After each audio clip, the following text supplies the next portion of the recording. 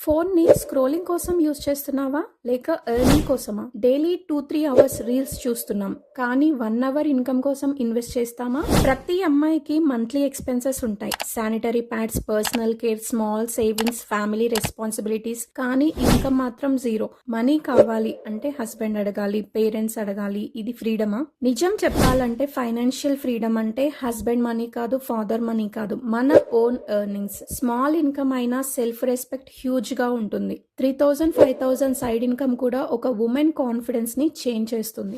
Side income start చేయాలంటే పెద్ద investment అవసరం లేదు. మేము శానిటరీ ప్యాడ్స్ రీసెల్లింగ్ ఆపర్చునిటీ ఇస్తున్నాము.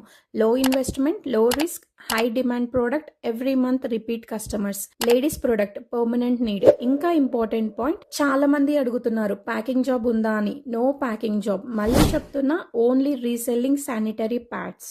మీరు ప్రొడక్ట్స్ తీసుకొని మీ ఏరియాలో సేల్ చేయొచ్చు. ఆన్లైన్ లో అయితే Instagram, WhatsApp app, YouTube, Facebook. Offline లో కిరాణా shop, ladies hostels, beauty parlours, colleges, ladies tailoring shops etcetera. Marketing videos, reels, content రెడీగా ప్రొవైడ్ చేస్తాం.